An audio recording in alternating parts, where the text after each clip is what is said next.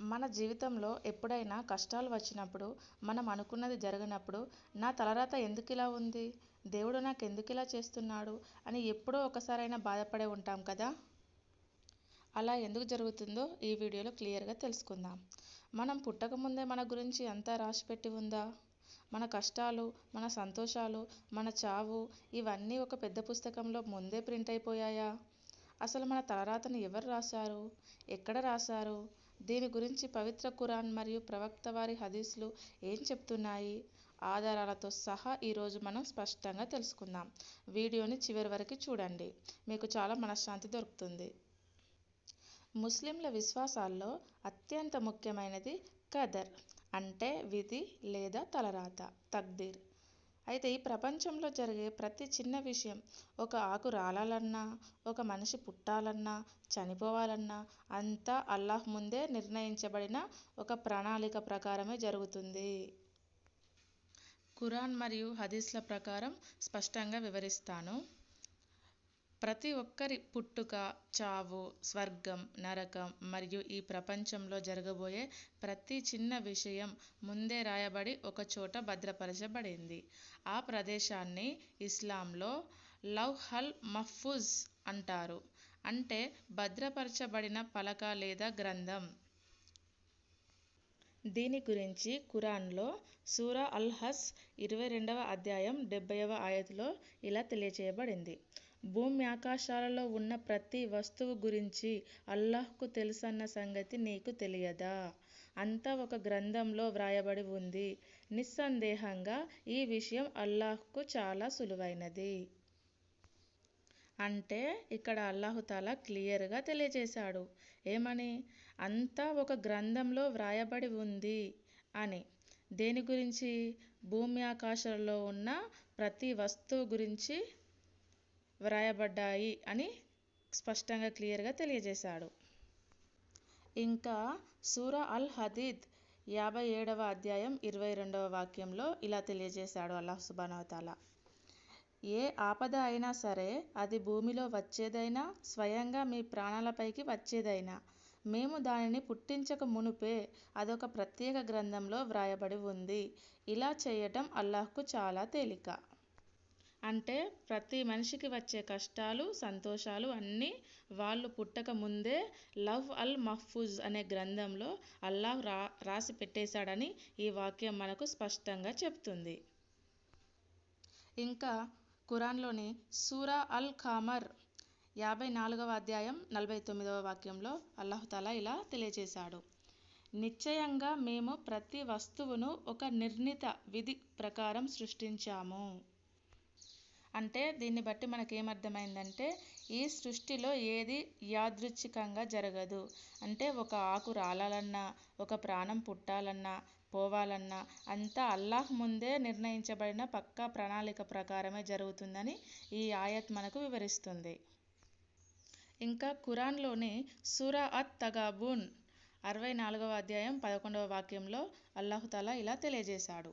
అల్లాహ్ అనుమతి లేనిదే ఏ ఆపద రాదు. ఎవరు అల్లాహ్ను విశ్వసిస్తారో అతని హృదయానికి అల్లాహ్ సరైన దిశలో మార్గదర్శకత్వం వహిస్తాడు. అల్లాహ్ అన్ని విషయాలు తెలిసినవాడు. అంటే ఈ వాక్యం ప్రకారం మనం ఏమర్థం చేసుకోవాలి? మనకు ఏదైనా నష్టం జరిగితే నాకే ఎందుకు ఇలా జరిగింది అని బాధపడతాం. కానీ దేవుడికి తెలియకుండా, ఆయన అనుమతి లేకుండా మనకు ఏ కష్టము రాదని, ఆ కష్టం వెనుక కూడా దేవుడి దయ ఏదో ఉంటుందని ఈ వాక్యం మనకు ధైర్యాన్ని ఇస్తుంది. అలాగే అల్లాహ్ను విశ్వసించే వారికి ఖచ్చితంగా అల్లాహుతాలా మార్గదర్శకం వహిస్తాడు. అల్లాహ్ ఒక పని జరగాలని నిర్ణయించిన తర్వాత దాన్ని ఆపడం ఎవరి తరము కాదు. అల్లాహ్ ఆదేశం ఎప్పుడో ముందే నిర్ణయించబడిన తీర్పు. ఇప్పుడు తలరాత గురించి హదీసుల్లో ఏముందో తెలుసుకుందాం. ప్రవక్త ముహమ్మద్ సల్లల్లాహు అలైహి వసల్లం వారు ఇలా అన్నారు. అల్లాహ్ మొట్టమొదట కలాన్ని సృష్టించాడు. ఆ తర్వాత దానితో రాయి అని ఆదేశించాడు. దానికి ఆ కలం, ఓ అల్లాహ్, నేను ఏం రాయాలి అని అడిగింది. అప్పుడు అల్లాహ్ ప్రళయం వచ్చే వరకు జరగబోయే ప్రతి విషయాన్ని తలరాతలను రాయి అని ఆదేశించాడు. అల్లాహ్ తఆలా పెన్నుకి ఇక్కడ ఏం ఆర్డర్ వేశాడు? తలరాతలను రాయమన్నాడు, ప్రతి విషయాన్ని రాయమన్నాడు. అంటే చిన్న విషయమే కానీ పెద్ద విషయమే కానీ ప్రతి ఒక్కటి మనం చిన్న తప్పే చేసాం కదా అని లైట్ తీసుకుంటాం కదా, అది కూడా మన కర్మపత్రంలో రాయబడుతుంది. ప్రవక్త సల్లల్లాహు అలైహి వసల్లం వారు ఇలా చెప్పారు ఒకసారి, తల్లి గర్భంలో పిండం ఏర్పడిన తర్వాత అల్లాహ్ ఒక దైవదూతను పంపిస్తాడు. ఆ దైవదూత ద్వారా 4 విషయాలు ముందే రాయబడతాయి. ఒకటవది ఏంటంటే అతను భూమిపై ఎంత సంపాదిస్తాడు, రిజ్క్. రెండవ విషయం ఏంటంటే అతని ఆయుష్ ఎప్పుడు చనిపోతాడు, అతని ఆయుష్ను రాయబడుతుంది. మూడవ విషయం ఏంటంటే అతని పనులు, అంటే ఆయన చేసే కర్మలు, మంచి కర్మలైనా చెడు కర్మలైనా వాటి గురించి రాయబడతాయి. నాలుగవ విషయం ఏంటంటే అతను స్వర్గానికి వెళ్తాడా నరకానికి వెళ్తాడా అనేది. ఈ 4 విషయాలు తల్లి గర్భంలో ఉండగానే దైవదూతలు వచ్చి రాస్తారు. ఇంకా పవిత్ర ఖురాన్లోని సూరా అత్-తౌబా 9వ అధ్యాయం 51వ ఆయత్లో ఇలా ఉంది, అల్లాహ్ మాకు రాసిపెట్టినది తప్ప మరొకటి మాకు జరగదు, ఆయనే మా సంరక్షకుడు, విశ్వాసులైన వారు అల్లాహ్నే నమ్ముకోవాలి అని ఉంది. ఈ ఆయత్ అల్లాహ్ స్వయంగా ప్రవక్తను ఉద్దేశించి, ఓ ప్రవక్త నువ్వు ప్రజలకు చెప్పు ఈ మాట అని ఆదేశించారు. ఇంతకీ ఈ మాట ఎందుకు చెప్పాల్సి వచ్చింది అంటే శత్రువుల ఎగతాళి వల్ల. ఆ రోజుల్లో యుద్ధాల సమయంలో లేదా ఇతర సమయాల్లో ముస్లింలకు ఏదైనా కష్టం వచ్చినప్పుడు, ఎవరైనా ప్రాణాలు కోల్పోయినప్పుడు ఇస్లాంను వ్యతిరేకించే కొందరు అవిశ్వాసుల వల్ల ఈ వాక్యం చెప్పడం జరిగింది. విశ్వాసులు కష్టంలో ఉన్నప్పుడు అవిశ్వాసులు వారిని చూసి సంతోషపడేవారు. వాళ్ళకి ఎంత కష్టం వచ్చింది అని ఎగతాళిగా చేసి మాట్లాడేవారు. అందుకని అప్పుడు దేవుని భరోసా వచ్చింది. వాళ్ళు ఆ మాటలకు బాధపడవద్దని, ముస్లింల నమ్మకం ఎలా ఉండాలో నేర్పిస్తూ అల్లాహ్ తాలా ఈ వాక్యాన్ని అవతరింపచేశాడు. మాకు మంచి జరిగినా కష్టం వచ్చినా అది అల్లాహ్ మా కోసం రాసిపెట్టిందే తప్ప మాకు ఏది మంచిదో ఆయనకే తెలుసు, కాబట్టి మేం దేనికి భయపడము, మా రక్షకుడు ఆయనే అని శత్రువులకు ధైర్యంగా సమాధానం చెప్పమని దేవుడు ఈ వాక్యం ద్వారా ప్రవక్తకు మరియు ముస్లింలకు నేర్పించాడు. మరి అల్లాహ్ తాలా ఈ తలరాతలను ఎప్పుడు రాసిపెట్టాడు? మనం పుట్టినప్పుడా? కాదు, మనం ఈ భూమి ఆకాశాలు పుట్టక ముందే, కొన్ని వేల సంవత్సరాల ముందే ఇవి రాసిపెట్టబడ్డాయి. హదీస్ ఆధారం ప్రకారం ప్రపంచంలోనే అత్యంత ప్రామాణికమైన హదీస్ గ్రంథాల్లో ఒకటైన సహీ ముస్లిం బుక్ నెంబర్ 46 హదీస్ నెంబర్ 2653లో ప్రవక్త ముహమ్మద్ సల్లల్లాహు అలైహి వసల్లం వారు ఇలా తెలియచేశారు, అల్లాహ్ ఈ భూమ్యాకాశాలను సృష్టించడానికి 50,000 సంవత్సరాల ముందే సృష్టికర్తలకు సంబంధించిన తలరాతలన్నింటినీ నిర్ణయించి రాసిపెట్టాడు. అంటే మీరు ఈరోజు ఈ వీడియో చూస్తారని 50,000 సంవత్సరాల క్రితమే అల్లాహ్ నిర్ణయించాడన్నమాట. అల్లాహ్ తాలా ఈ విశ్వాన్ని, ఈ భూమ్యాకాశాలని, ఈ చెట్లను ఇవన్నీ సృష్టించక ముందే మన తలరాతల్ని రాసిపెట్టాడని క్లియర్గా తెలియచేశాడు. అయితే కష్టాలు వస్తే మనం ఎలా అర్థం చేసుకోవాలి? ఒక చిన్న ఉదాహరణ చెప్తాను. ఇప్పుడు ఉదాహరణకి మీరు ఒక ఇంటర్వ్యూకి లేదా ముఖ్యమైన పనికి వెళ్ళడానికి బస్టాండ్ లేదా రైల్వే స్టేషన్కి వెళ్ళారు. తీరా వెళ్ళేసరికి ఆ బస్సు లేదా రైలు మిస్ అయిపోయింది అనుకోండి, మీకు ఎంత కోపం వస్తుంది? నా టైం బాలేదు, ఎంత నష్టం జరిగిపోయింది అని చాలా బాధపడతారు. పొద్దున లేస్తే బాగుండు, తొందరగా వస్తే బాగుండు, ఇంట్లో టైంకి సర్ది పెట్టలేదు అందుకే లేట్ అయింది అని అనిపిస్తుంది. కానీ ఆ తర్వాత న్యూస్లో ఆ బస్సు లేదా రైలు పెద్ద యాక్సిడెంట్కి గురైందని మీకు తెలిసింది అనుకోండి, అప్పుడు మీరు ఏమంటారు? హమ్మయ్య, దేవుడు నన్ను కాపాడాడు, ఆ బస్సు మిస్ అవ్వడమే మంచిదైంది అంటారా లేదా? అంటే మనకు ఏది మంచో ఏది చెడో మనకు తెలియదు, మనకు రేపు ఏం జరుగుతుందో కూడా మనకు తెలియదు, కానీ అల్లాహ్కు అన్నీ తెలుసు. ఇదే విషయాన్ని అల్లాహ్ తాలా ఖురాన్లో కూడా తెలియచేశాడు. అల్-బకరా 2వ అధ్యాయం 216వ ఆయత్లో ఇలా తెలియచేశాడు. దేవుడు ఎంత అద్భుతంగా చెప్పాడంటే, మీకు ఒక విషయం ఇష్టం లేకపోవచ్చు, కానీ అందులోనే మీకు మేలు జరగవచ్చు. అలాగే మీకు ఒక విషయం బాగా ఇష్టపడవచ్చు, కానీ దానివల్ల మీకు కీడు జరగవచ్చు. అల్లాహ్కు అన్నీ తెలుసు, కానీ మీకేమీ తెలియదు. అంటే మనకు నచ్చిన విషయంలోనే కీడు ఉండవచ్చు, నచ్చని విషయంలోనే మేలు ఉండవచ్చు అని అల్లాహ్ తాలా తెలియచేశాడు. ఏది మంచో ఏది చెడో మనకు తెలియదు కదా. అయితే మన తలరాతలన్నీ అల్లతల ముందే రాసి పెట్టాడు కదా, ఇంట్లోనే ఉండాలి కదా, ఏ పని ఎందుకు చేయడం అని మనం అనుకోవద్దు. చాలామందికి ఒక డౌట్ వస్తుంది, అన్నీ ముందే రాసి పెట్టి ఉంటే ఇక నేను ఎందుకు కష్టపడాలి, ఉద్యోగం ఎందుకు వెతుక్కోవాలి, నాకు డబ్బులు రావాలని రాసి ఉంటే ఇంట్లో కూర్చున్నా డబ్బులు వస్తాయి కదా అని అనుకుంటారు కదా. కానీ ఇస్లాం అలా చెప్పడం లేదు. దేవుడు మనకు ఆలోచించే బుద్ధిని ఇచ్చాడు, చేతుల్ని ఇచ్చాడు, దారిని చూపించాడు. మనం కష్టపడాలి.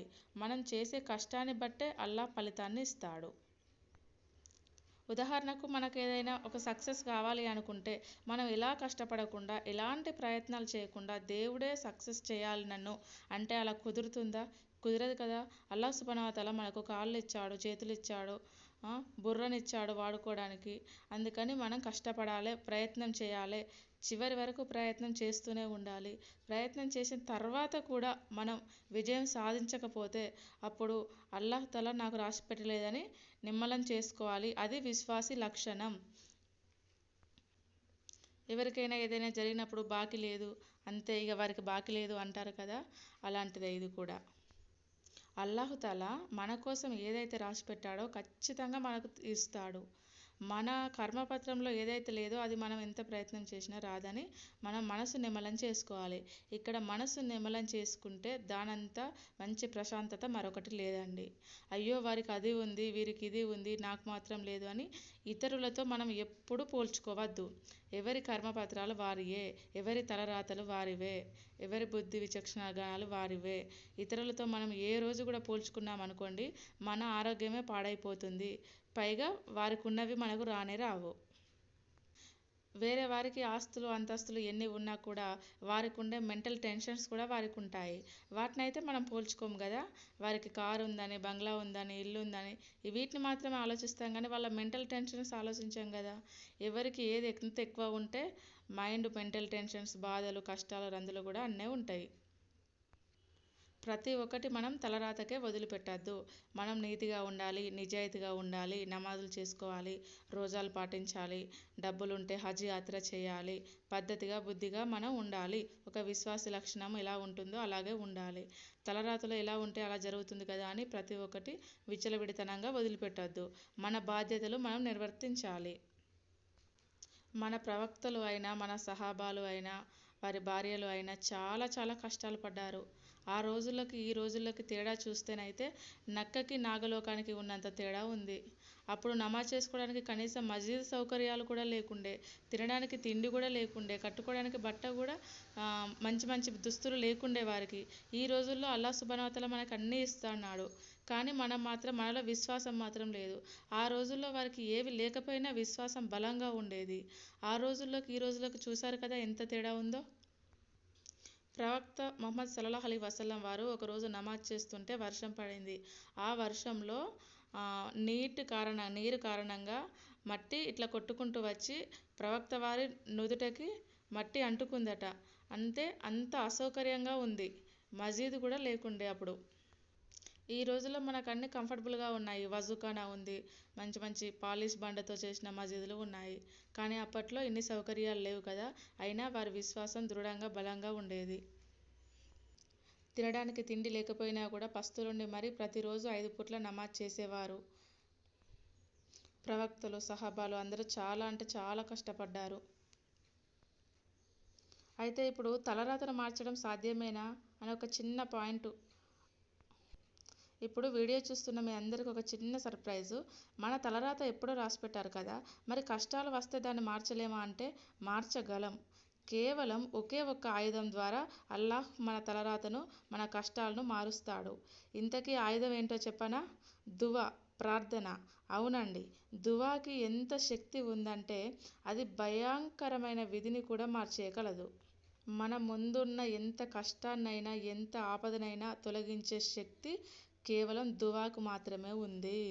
మనం ఏడుస్తూ స్వచ్ఛమైన మనసుతోటి అల్లాహ్ను అడిగితే ఆయన మన రాతను ఖచ్చితంగా మారుస్తాడు.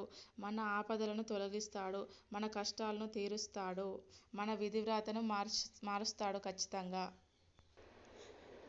ప్రసిద్ధ హదీస్ గ్రంథమైన జమియా తిర్మిజీ బుక్ నెంబర్ 33 హదీస్ నెంబర్ 2139లో ప్రవక్త సల్లల్లాహు అలైహి వసల్లం వారు ఇలా తెలియజేశారు. సత్కర్యాలు అంటే మంచి పనులు తప్ప మరేది మనిషి వయస్సును పొడిగించలేవు.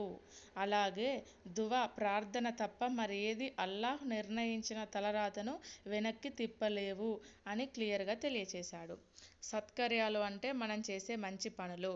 మంచి పనులు అంటే కీడు చేయకపోవడమే మంచి పనులు. ఒకరికి ఏదైనా మాట సహాయం చేసినా మంచి అవుతుంది. ఒక చిన్న సలహా ఇచ్చినా మంచి అవుతుంది.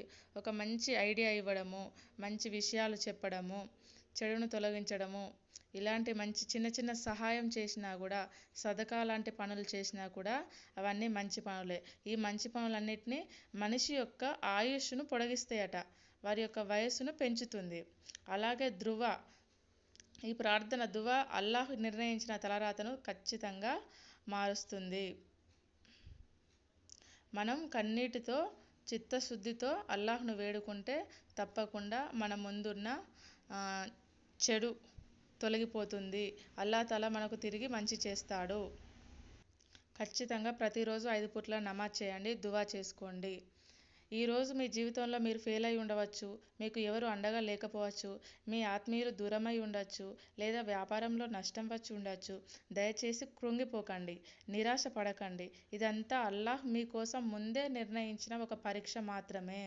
ఈ కష్టాల తర్వాత అల్లాహ్ మీకు ఒక అద్భుతమైన విజయాన్ని రాసిపెట్టి ఉంచాడేమో ఎవరికి తెలుసు.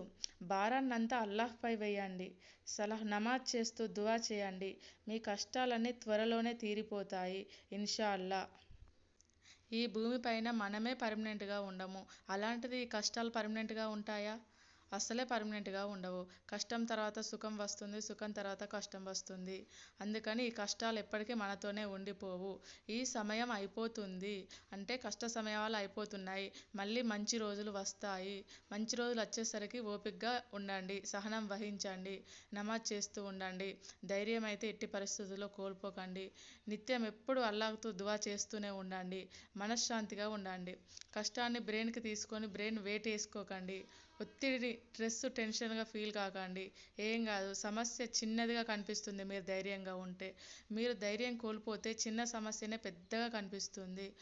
అంత పెద్దగా కనిపించినప్పుడు ఆరోగ్యం పాడయ్యే ఛాన్స్ కూడా ఉంది. అందుకని మీరు ఎట్టి పరిస్థితుల్లోనూ ఎంతటి సమస్య వచ్చినా కూడా ధైర్యంగా నిలబడండి, ముందడుగు వేయండి.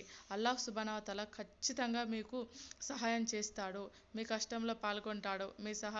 ఖచ్చితంగా మీకు సహాయం చేస్తాడు, మీ కష్టాన్ని తీరుస్తాడు. సో చూసారు కదా ఫ్రెండ్స్, ఇస్లాంలో తలరాత గురించి, ఖురాన్ మరియు హదీస్ల గురించి ఎంత స్పష్టంగా వివరించాను. నా ఛానల్ను ఖచ్చితంగా సబ్స్క్రైబ్ చేసుకోండి, లైక్ చేయండి.